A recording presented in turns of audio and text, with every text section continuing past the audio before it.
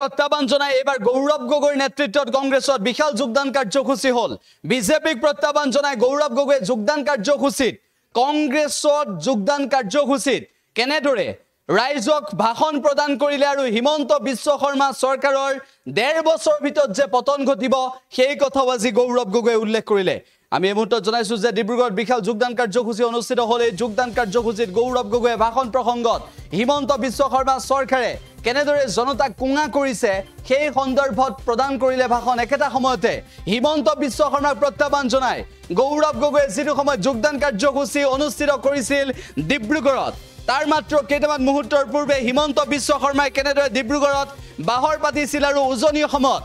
উজনি অসমত এইবাৰ হিমন্ত বিশ্ব শৰ্মা আৰু গৌৰব গগৈৰ যুঁজ বিশেষভাৱে উজনি অসম 2026 চনত বিজেপিৰ পক্ষত থাকিব নে কংগ্ৰেছৰ পক্ষত থাকিব ইতিমধ্যে গৌৰব গগৈয়ে জোৰদাৰ প্ৰচাৰ চলাইছে জোৰদাৰ তৎপৰতা আৰম্ভ কৰিছে সাংগঠনিকভাৱে আৰু আজি তাৰ অংশস্বৰূপে বিশাল যোগদান কাৰ্যসূচী অনুষ্ঠিত হল ডিব্ৰুগড়ত আৰু এই যোগদান কাৰ্যসূচীতে গৌৰব গগৈয়ে কৰিলে ডাঙৰ ঘোষণা তেওঁ ক'ত আছিলে সেই সময়ত তেওঁ ক'ত আছিলে তো সেই কাৰণে মই অনুৰোধ জনাওঁ যে তেওঁ অসমৰ মানুহৰ বিবেকক আৰু অপমানিত নকৰক অসমৰ মানুহে ইতিহাস ভালদৰে অধ্যয়ন কৰি ৰাখিছে ভালদৰে মনত কৰি ৰাখিছে যে কংগ্ৰেছ চৰকাৰ কিবোৰ কামবোৰ হৈছে আৰু এতিয়া তেওঁলোকে আমাৰ অসমৰ মানুহৰ স্মৃতি শক্তিক তেওঁলোকে অপমানিত নকৰক ১.৫ বছৰ আছে এই ১.৫ বছৰত মিছা অপপ্ৰচাৰৰ ৰাজনীতি বাদ দি ভালদৰে আমাৰ অসমৰ জনসাধাৰণক সেৱা কৰক সেয়া মোৰ তেওঁলোকৰ প্ৰতি অনুৰোধ থাকিল চাওক প্ৰথমে আজি ডিব্ৰুগড়ৰ কাৰণে কিবা এটা ভাল কাম কৰক ইয়াৰ পূৰ্বে তেওঁলোকে ডিব্ৰুগড়ৰ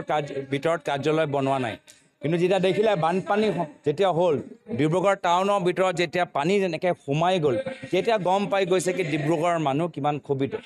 যোৱা লোকসভা নিৰ্বাচনত যেতিয়া দেখা পালে কি ডিব্ৰুগড় ৰাইজ এতিয়া বিজেপি দলৰ পৰা আঁতৰিছে এতিয়া তেওঁ ওচৰ আহিছে মানে যেতিয়া দেখিছে ক্ষমতা তেওঁলোকৰ পৰা আঁতৰি গৈছে তেতিয়া নিজৰ ক্ষমতা বচাবলৈ কাৰণে নিজৰ চকী বচাবলৈ কাৰণে তেওঁ ডিব্ৰুগড়ত আহিছে আজি যেতিয়া আহিছে তেতিয়া ময়ো কিছুমান দাবী জনাইছোঁ প্ৰথম ডিব্ৰুগড় এয়াৰপৰ্টৰ পৰা বাহিৰলৈ যোৱা